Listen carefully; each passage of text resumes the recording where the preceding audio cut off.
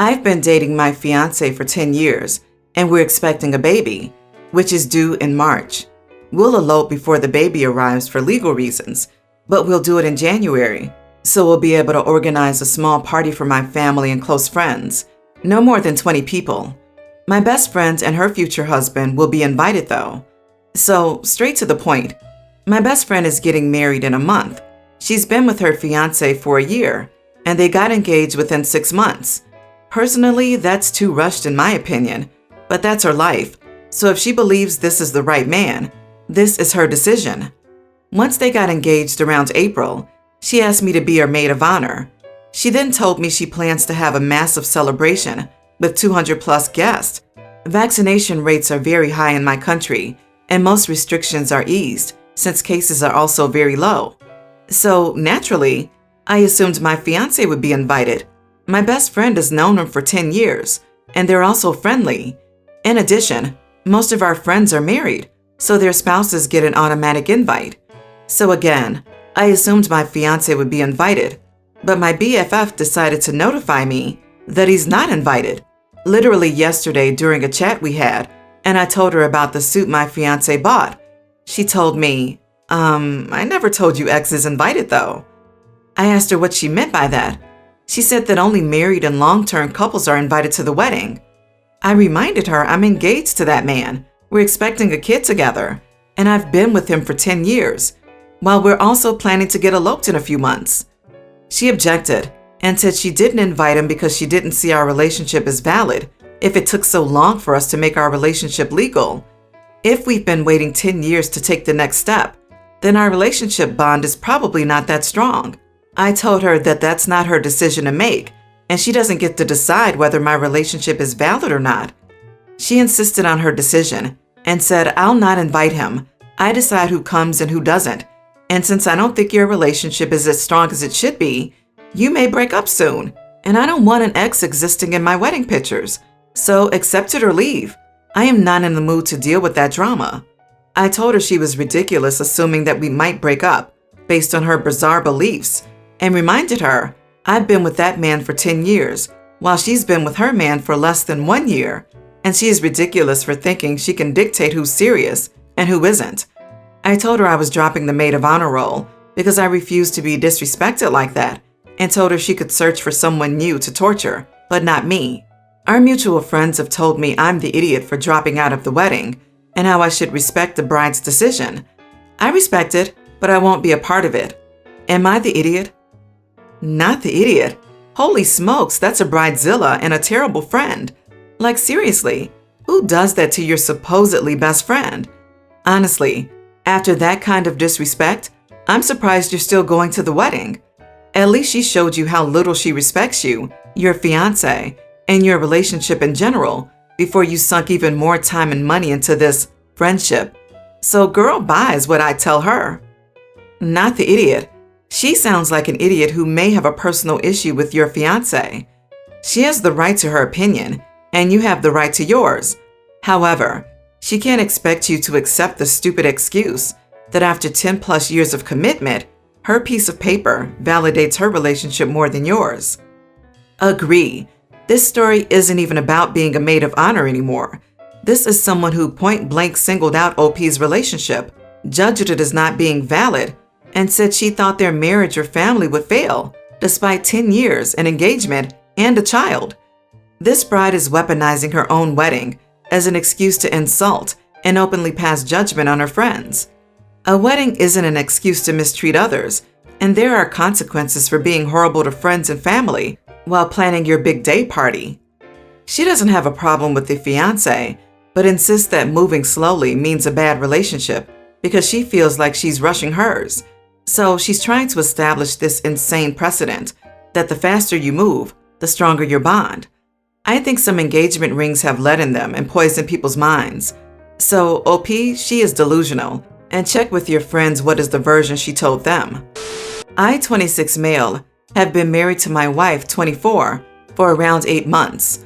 We recently bought a home and have been packing up, moving out of our apartment and into our new house. For whatever reason, my wife and my mom, 53, haven't really connected. This seems to bother my mother, as I have two married older sisters, and she has a great relationship with their husbands. So while we were busy packing up and moving, my mom showed up and started to kind of insert herself into our efforts, asking what she could do to help. I told her, actually, Mom, I think we pretty much have this, but thank you.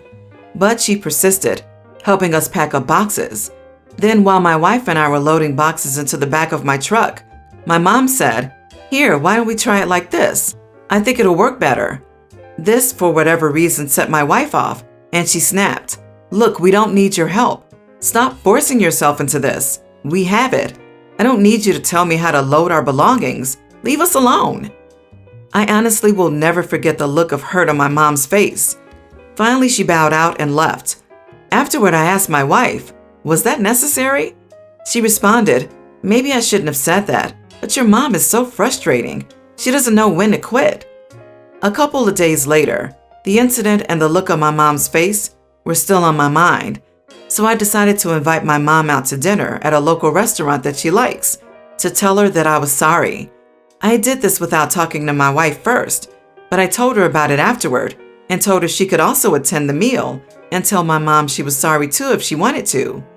My wife vehemently declined and told me that the dinner was disrespectful to her, that my mom was being too pushy and wasn't owed an apology. She told me that I was a mama's boy.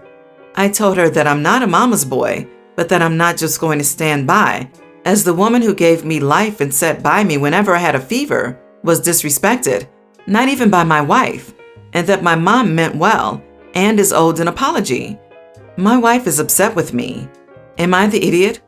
You are the idiot, and likely part of the reason your wife's frustration reached that level. Oh boy, you're going to be one of those divorced men going, "But I don't understand why she left me." Men like this don't realize that it's illegal to be married to two women in a lot of places in the world. OP, you are an adult, and you have aged past the point of thinking about your mother as the woman who gave me life. Right now, she's the woman helping you to endanger your marriage. You are the idiot. You told your mom multiple times that you had everything covered. It made perfect sense for your wife to be annoyed when that boundary had already been set. It was also entirely disrespectful to then turn around and apologize for your wife's behavior without telling her first. This makes it sound like your mom did absolutely nothing wrong in the situation. While your wife may have been a bit rude with her delivery, you need to set strong boundaries early in your marriage between you and your parents before this becomes a bigger issue down the road. Yeah, OP, does your mom have lots of well-meaning moments where she inserts herself into situations without being invited and ignores the word no? Because this may have just been the final straw with your wife. It can be frustrating having somebody consistently coming in and taking over events in your life, because it seems like you said no to your mom and she decided she was helping whether you wanted her there or not. I, 40 female, have a sister, 42, who has a daughter, young teen. She was recently diagnosed with cancer. It is some kind of bone cancer, not entirely sure which. And thankfully, they were able to catch it early, and with treatment, she will most likely live. She had a chemo day today, and my sister, her mother, had me pick her up, as she was busy, I believe. I don't mind and even consented to be able to pick her up almost any time if my sister informs the hospital beforehand, as my job is flexible. So I arrived and then picked her up. She was fine, just looked like she was a little out of it, most likely from pain, and looked incredibly tired. We made small talk, and then she started checking something on her phone. She started tearing up, so I asked her what was wrong. She said she got a B in math and a C+ in English, and midterms were being sent home. I said that with what she's going through, that's pretty good, and asked her how her other subjects were going. She said that they were all A's, and I said, "See, you're doing great." She said that her mom would be mad at her. I said that she would probably understand, and she said that she would still be mad. I said that I would try to talk to her. I drop her off, and the minute we step in, she starts screaming about the grades, saying things like, "Do you want to be a failure? Are you even trying? Stop being lazy and start studying more." I was angry and told her that she was ridiculous. She said that she wanted her daughter to do better. I said that she has cancer and she'd be happy that her daughter is doing so well with that. She told me to get out of her house, and I realized I had no power or leverage here and left. I tried calling her, but she told me to shut up and mind my own business and told me I was horrible for being so rude to her. I am starting to think she is right because I could have been calm and spoken to her about why I disagree with her. Am I the idiot? Not the idiot, but your sister sure is. Usually I side against people trying to butt into other people's parenting, but holy smokes! When I fell egregiously ill as a freshman in high school, I was so thankful to have all of my teachers and my parents supporting me in balancing school and health. It helped me to succeed. So I cannot imagine the stress your poor niece is going through. Your sister was clearly in the wrong for being so degrading. As far as I know, most kids who have cancer can't keep up with school at all and often have to repeat specific courses or even the entire year. Chemo is no joke. Adults can't handle working while doing chemo, so why should a child be expected to? Maybe don't annoy your sister so much that she might block your contact with your niece. The little girl could probably use a fun and supportive aunt in her life. OP, your sister has lost her ability to be compassionate or feel empathy in this situation, and that's so sad.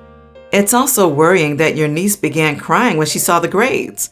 It makes me wonder just how severe your sister's punishments are. It might have been best to approach her more calmly, but at that moment, your outrage was clearly justified. Not the idiot. You keep fighting for your niece. She's lucky to have you around. I have been living with my mom, 43, temporarily, since getting kicked out of my rental apartment. The owners are turning it into their office. I also pay rent against my mother's insistence to live rent-free because it doesn't feel right.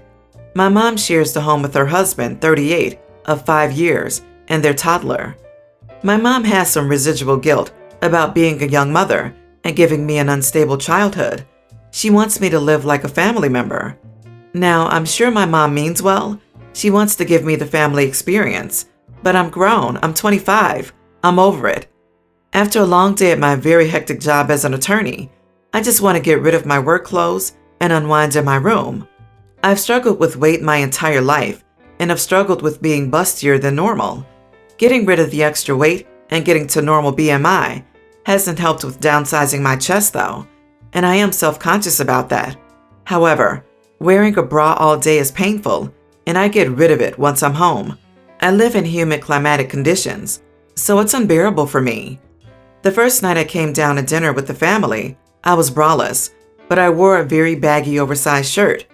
The next day, my mom pulled me aside to scold me for not wearing a bra and said that I made her husband uncomfortable.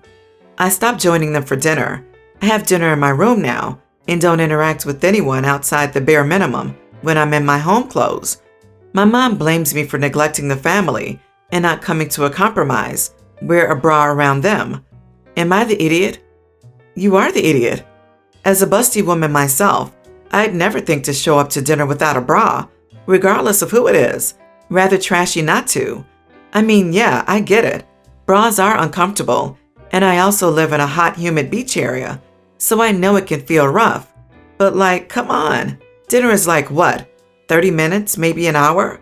Throw on a sports bra. No one is asking for a deluxe push-up bra, just some kind of minimal effort at modesty. I know you said a baggy shirt, but if you're busty like I am, there's no way they're completely hidden. You can still see everything. Why should everyone else be subjected to knowing what your tits look like while trying to enjoy dinner just because you're tired? Not the idiot. You're 25. You can wear what you want. Your stepdad is uncomfortable because he can't help but look at your chest and judge you. He's afraid someone will catch his eyes lingering. So instead, he wants you to wear a bra and be uncomfortable. That said, I'm sure you will get many people here saying you suck and he sucks. They will say you suck because it's your mom's house and their rules, not yours.